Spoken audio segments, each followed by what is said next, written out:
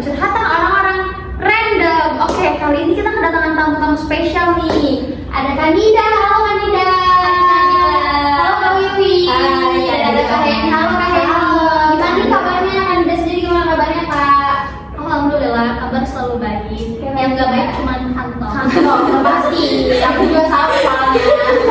Kalau Kak Wiwi sendiri gimana nih? Ya kabar mah alhamdulillah baik, masih dikasih napas ya. Jadi yang gak baik itu kantong. Gak sama ini sama perasaan. Iya sama perasaan ya. Rasanya Kak Heni sendiri gimana nih? Ya seperti dilihat sehat walafiat. Sehat ya. Cuma punya kantong. Energi ya, itu selalu energi. Kantong itu sangat bermasalah. Pasti permasalahan memang buat kita para kalangan kaum muda. Oke. Kesibukannya kalian ini apa aja sih? Kalian ini kesibukannya apa nih?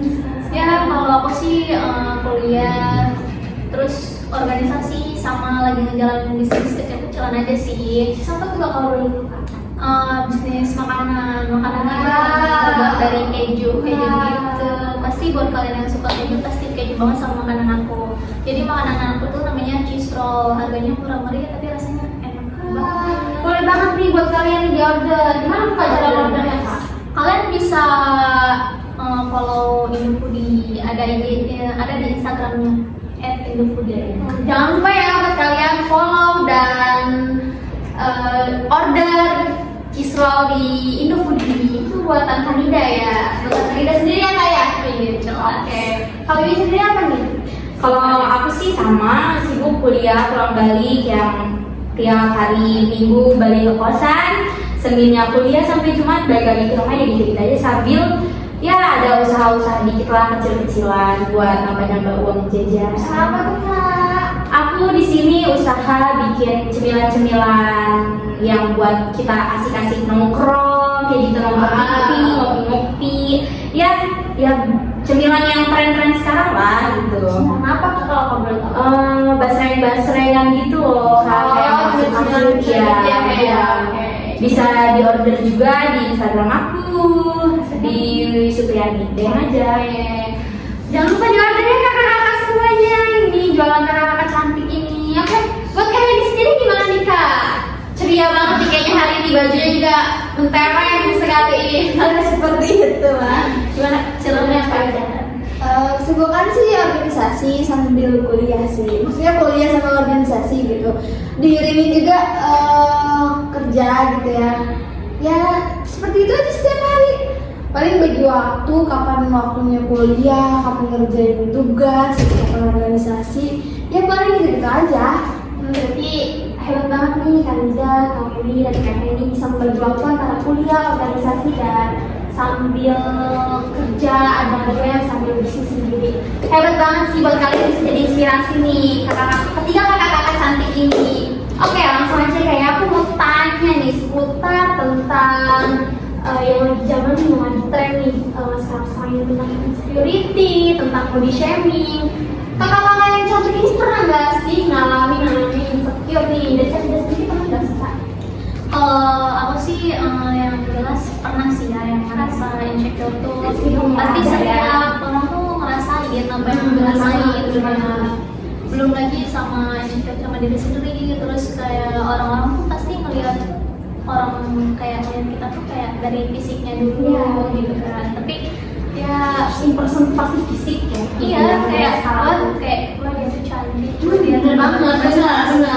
terus kan kayak itu tuh yang bikin diri kita sendiri tuh overthinking dari harinya gitu, tapi sebenarnya nggak masalah sih ya, yang namanya insecure itu wajar, yang penting kitanya aja yang harus bersyukur sama diri sendiri kayak gitu ya. Berarti kita harus lebih bersyukur ya Kak, yang ada sendiri. Kalau insecure pasti, tapi harus lebih bersyukur aja gitu. Ya, ini apa adanya yang diberi sama yang di atas. Kalau Kak Wiwi sendiri gimana nih? Kalau aku sih lebih insecure ke orang-orang sukses yang di usia muda ya. Kayak kok nih orang bisa gitu di usia yang 17 tahun udah pada memiliki penghasilan sendiri, bahkan udah bisa ngebanggain orang sendiri, daripada yang gue ini 20 tahun belum dapat apa-apa gitu. Lebih kayak seperti itu. Dan gue udah pada nikah gitu.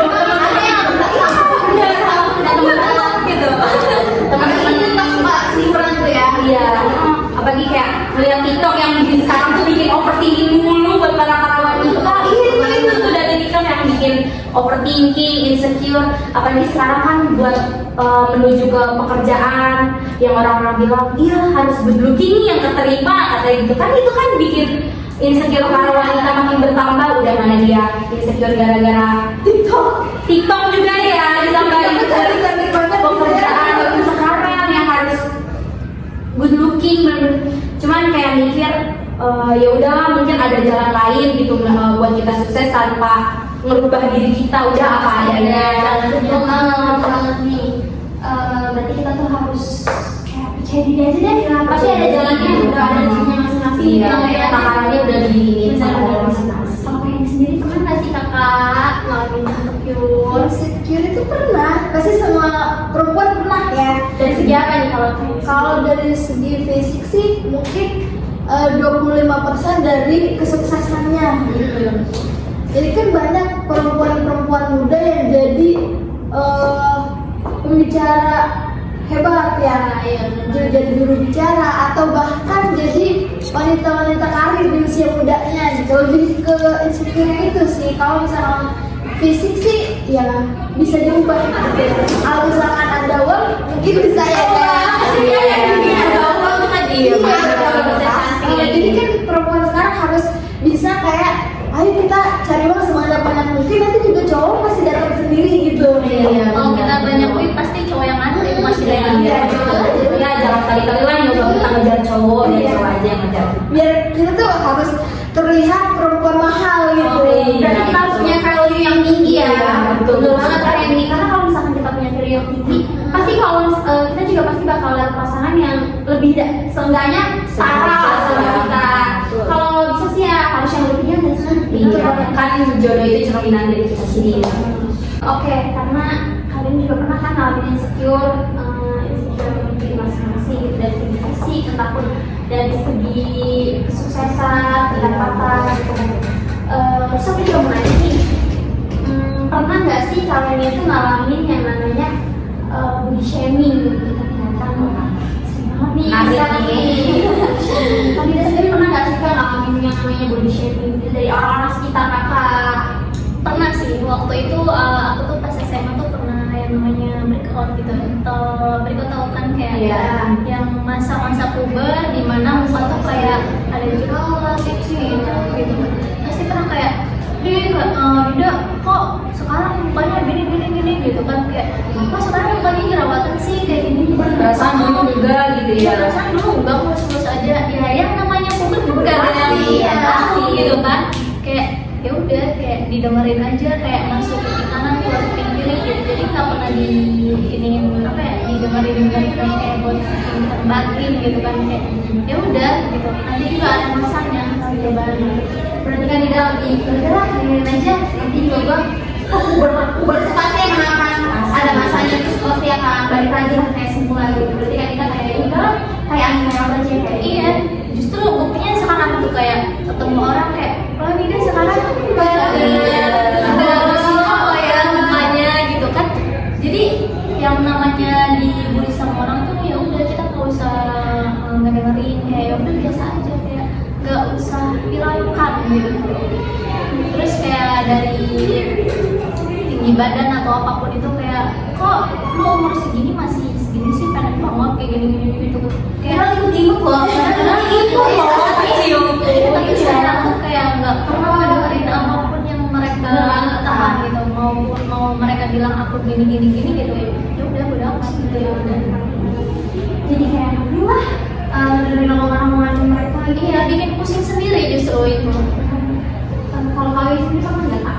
Kalau aku dulu di mana pas SMA kali ya, waktu aku alumni pondok pesantren, yang dimana teman tuh pernah bilang, "Wih, lu kayaknya kalau pengurusan dikit cakep deh," gitu. Pasti kayak gitu. Kan itu udah serius, modus banget, banyak banget. Iya emang sekarang tuh harus body goals ya, enggak semua juga harus body goals. Iya, jadi kayak ya udahlah, ntar juga ada masanya sendiri gua kurus gitu. Lagian juga buat apa gitu kurus? Yang ada kan orang kurus tuh kelihatannya ngebatin ya. Iya. Kalau ini body shaming nggak nih? Body shaming ini maksudnya. Body shaming ke aku dan ke Dinda nih.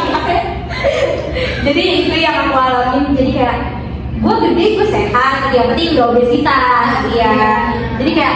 ya udahlah dengerin aja, ntar juga lu bakal pangling sendiri, ntar ngeliat gue ada masanya gue punya duit, nanti juga gue bisa ngelupain diri gue. Justru bulian orang tuh bikin kita bangkit, motivasi sama diri buat bangkit, iya, buat berubah dari ada masanya kita berubah. Tenang aja guys, jangan takut. Dijadiin body shaming itu buat acuan buat berubah gitu ya kayak. Iya. Udah sih buat berubah nggak sih, kayak motivasi aja. Motivasi ya, motivasi buat ya jadi lebih baik lagi. Iya, jadi mau kurus mau gede juga happy aja boy, joy.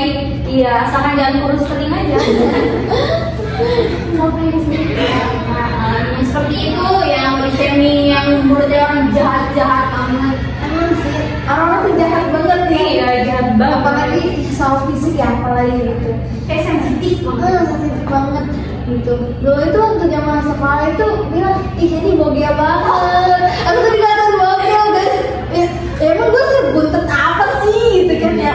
Terus ada yang bilang tadi, kata Wiwi bilang katanya coba deh kalau misalkan kurus aja gitu ya, kurusan dikit aja, pasti jantri banyak yang ngantri.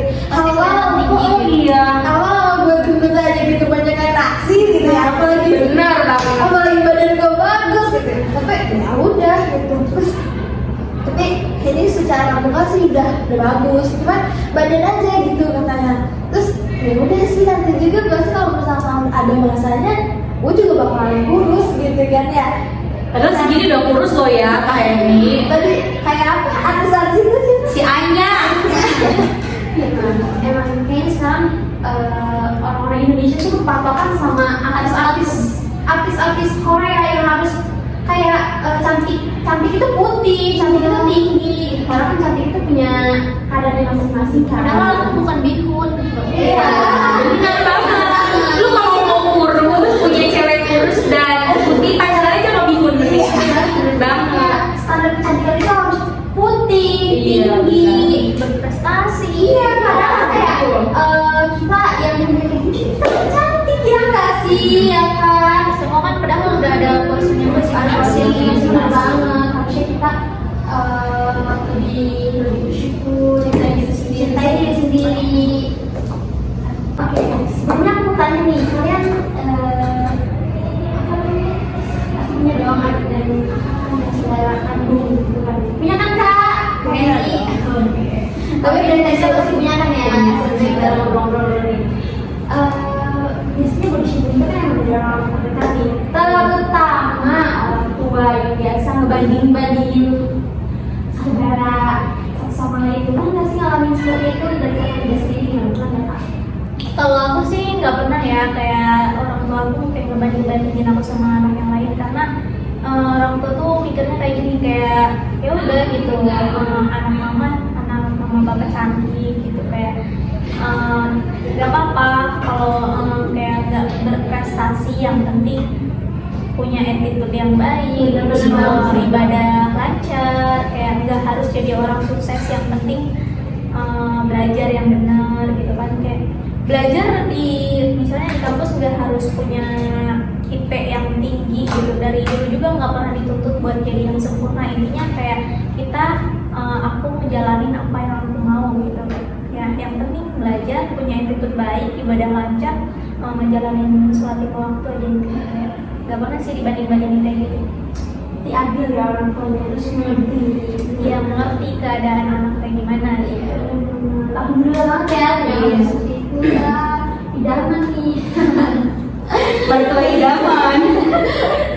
Gimana nih kami sendiri pernah nggak sih Kak? Jujur kalau aku sih dulu belakangan ini nih pasca masuk kuliah pernah dibandingin sama anak-anaknya temen dari orang tua cowok, temen dari ayah bilang kayak, nih orang teman-temannya ayah nih anaknya pada kuliah di sini loh gitu, kamu yakin mau di sini gitu? Ya kenapa nggak yakin gitu, karena pilihan Allah tuh yang baik gitu kan, coba aja dulu gitu kata gue sendiri kan gitu ya. Terus ya kalau dipikir-pikir orang tua mungkin milih sekolah yang terbaik, ya tahu mungkin ada masa-masa kedepannya juga buat inspirasi buat kedepannya, buat apa namanya, buat bibit-bibit ke bawahnya gitu pasti kan. Cuman kayaknya kalau dipikir-pikir udahlah bersyukur aja gitu yang didapetin sekarang. Pernah ngerasain situ. Cuman kalau sama saudara-saudara, karena saudara-saudara Wiwi sendiri masih pada kecil, jadi masih pada SD, belum pernah dibandingin sama saudara sendiri, paling kayak sama orang lain kayak gitu. Iya, lebih ke prestasi gitu. Oh, sama adik-adik nggak pernah. Cuman kalau sama adik-adik nggak pernah. Cuman kalau misalkan orang tua sih lebih bilangnya yaudah nggak apa-apa, kalian dulu sukses, dia bisa sukses gitu, banggain orang-orang yang di sekitar kamu, jangan sampai nyakitin gitu. Pesan mereka cuma gitu, nggak apa-apa gitu, orang-orang bisa sukses, kita punya takaran masing-masing. Dan satu yang harus jangan ditinggalin ibadahnya gitu, itu orang yang tadi kan udah bilangin, ya cuma gitu aja sih. Jadi harus lebih dibandingkan ke saudara, tapi kalau sendiri ya makanya berpegang teguh sukses itu ada di masing-masing. Iya, Walaupun di mana kita belajar dari manapun itu pasti sukses itu udah ada jalannya sendiri. Kalau kalian sendiri gimana Kak? Kalau dibanding-bandingin sih enggak. Cuman kalau misalkan kayak diri sendiri gitu, wah pengen ini, pengen itu biar kayak orang-orang gitu. Terus orang tua pasti bilang, ngapain ngikutin orang lain? Kita kan cuman punya segini gitu. Ya udah nggak usah ikutin gaya orang lain, kita kan punya pastinya masing-masing. Jangan lihat ke atas aja Jangan sih. lihat ke atas, lihat deh orang-orang sana, pasti banyaknya makanya nggak bisa, nggak punya pakaian dan lain sebagainya. Kamu ini udah bersyukur punya kayak gini, jadi ya udah nggak usah ngeliat orang tuh ke atas, jadi lihat ke bawah gitu, lebih ke bersyukur aja gitu. Terus kalau misalkan kayak kasih sayang orang tua tuh besar banget ya, apalagi kalau saya sendiri bungsu gitu. Jadi bungsu dianggapnya manja atau apa gitu, polokan lah, tapi padahal enggak gitu. Iya, sampai ya tante-tante, kakak-kakak gitu, kayak ya udah kamu tuh anak bungsu yang kuat, jadi ya udah berpegang teguh sama prinsip kamu. Terus pesan orang tua, sesibuk apapun kamu di dunia luar gitu kan ya, sholat tuh jangan ditinggalin, itu aja. Ibadah. Iya, kunci utama ditinggalin aja. Ya itu emang harus sih.